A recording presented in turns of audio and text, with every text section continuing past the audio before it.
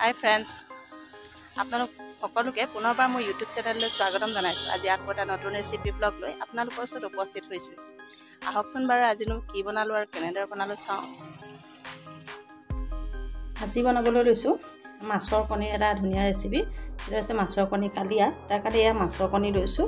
এইখিনি ধুই পখালি একদম ধুনীয়াকৈ ৰেডি কৰি লৈছোঁ। আৰু এয়া আছোঁ পিঁয়াজ এটা কাটি লৈছোঁ মিহি মিহিকৈ, এয়া জলকীয়া এটা কাটি লৈছোঁ, আৰু এয়া আদা নহৰু পেষ্ট আটাইখিনি ইয়াতে দি দিম।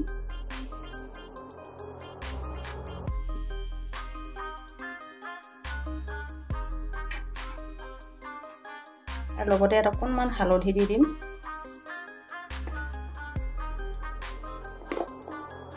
আৰু দি দিম বেচন 2 চামুচমান, বহুত বেছি নিদিওঁ, 2 চামুচমান দিলেও হ'ব। আৰু এয়া দি দিম সোৱাদ অনুসাৰে নিমখ। এইখিনি ধুনীয়াকৈ মই পিটিকি ল'ম।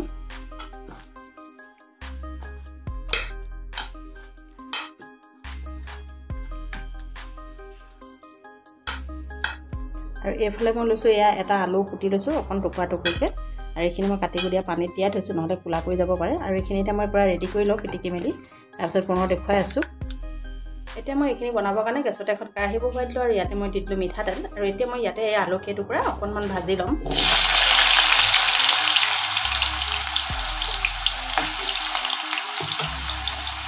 ইয়াতে দি দিম অকণমান নিমখ,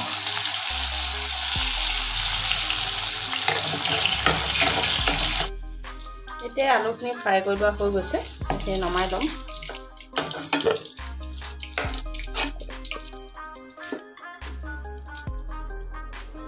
আৰু এতিয়া মই এই কণীখিনি ধুনীয়াকৈ পকৰীৰ নিচিনাকৈ বনাই ল'ম।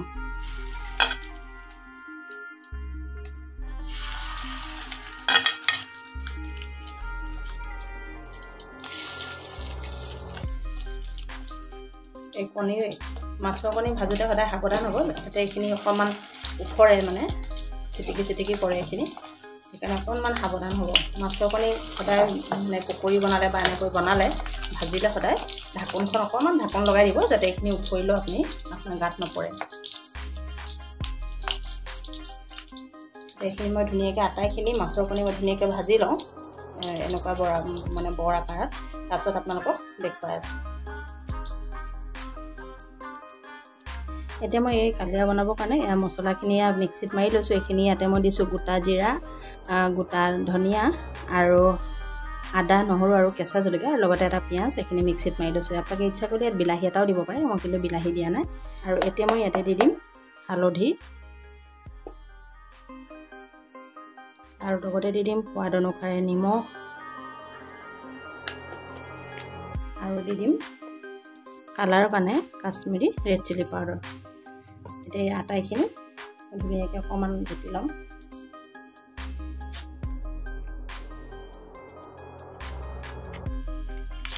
আৰু এইখিনি এতিয়া মই ইয়াতে দি দিম।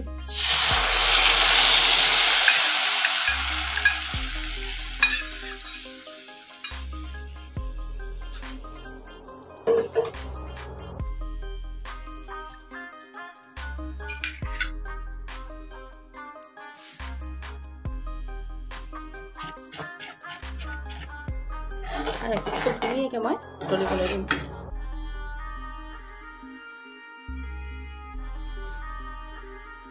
এতিয়া এইখিনি চব খুব ধুনীয়াকৈ উতলি গৈছে, আৰু ইয়াত তেল বিৰিঙি উঠিছে। আৰু এতিয়া মই ইয়াতে দি দিম এই কণী আৰু আলুখিনি একেলগে।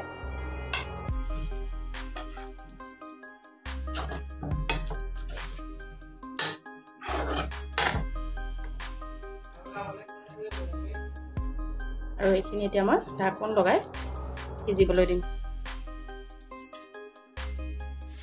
এইখিনি চব এতিয়া মই একেবাৰে ৰেডি হৈ গৈছে ধুনীয়াকৈ, আলুবোৰ ধুনীয়াকৈ সিজি গৈছে। আৰু এইখিনি এতিয়া মই গেছটো অফ কৰি দিম, আৰু আপোনালোকক ঠাণ্ডা হোৱাৰ পিছত চাৰ্ভিং বলত চাৰ্ভ কৰি দেখুৱাম। এয়া চাওক, এয়া এতিয়া আমাৰ মাছৰ কণীৰ কালিয়া একদম ৰেডি হৈ গ'ল। এই ৰেচিপিটো একদম মই মোৰ ষ্টাইলত বনাইছোঁ, মানে একেবাৰে চিম্পুলকৈ বনাইছোঁ।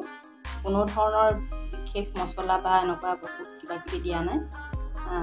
কালিয়া বনালে অলপ কিবা কিবি দিয়ে আৰু কিন্তু মই একেবাৰে চিম্পুলকৈ সকলোৱে খাব পৰাকৈ বনাইছোঁ মানে মই সদায় ৰেচিপিবিলাক যিমান পাৰোঁ সিমান চিম্পুলকৈ বনাবলৈ চেষ্টা কৰোঁ এইদৰে আপোনালোকে এই ৰেচিপিটো একেবাৰে সাধাৰণভাৱে বনাই ট্ৰাই কৰি চাবচোন খাবলৈ ইমানেই টেষ্টি হয় কি ক'ম এই ৰেচিপিটো আপোনালোকে ৰুটি ভাত পৰঠা চবৰ লগতে পৰিৱেশন কৰিব পাৰিব একে কম উপকৰণে বনাইছোঁ এই ৰেচিপিটো একেবাৰে সহজভাৱে আৰু একেবাৰে কম সময়তে বনাইছোঁ তেতিয়াহ'লে নিশ্চয় এদিন এই মাছৰ কণীৰ ৰেচিপিটো ট্ৰাই কৰি চাব আৰু কমেণ্টত মোক জনাবলৈ নাপাহৰিব যে আপোনালোকে এইদৰে মাছৰ কণীৰ এই কালিয়া ৰেচিপিটো খাই কেনেকুৱা পালে যদি মোৰ ভিডিঅ'টো চাই আপোনালোকে ভাল পালে তেতিয়াহ'লে মোৰ ভিডিঅ'টো লাইক কমেণ্ট আৰু শ্বেয়াৰ কৰিবলৈ নাপাহৰিব আৰু আপোনালোক যদি মোৰ চেনেলত নতুন আহিছে তেতিয়াহ'লে অনুগ্ৰহ কৰি মোৰ চেনেলটো ছাবস্ক্ৰাইব কৰি দিব আৰু কাষতে থকা বেল আইকনটো প্ৰেছ কৰি দিব তেতিয়া আপোনালোকে মোৰ নতুন নতুন ভিডিঅ'বিলাক পাই থাকিব তেতিয়াহ'লে আকৌ এটা নতুন ৰেচিপি ব্লগত পুনৰ লগ পোৱাৰ প্ৰতিশ্ৰুতিৰে আজিলৈ আহিছোঁ বাই বাই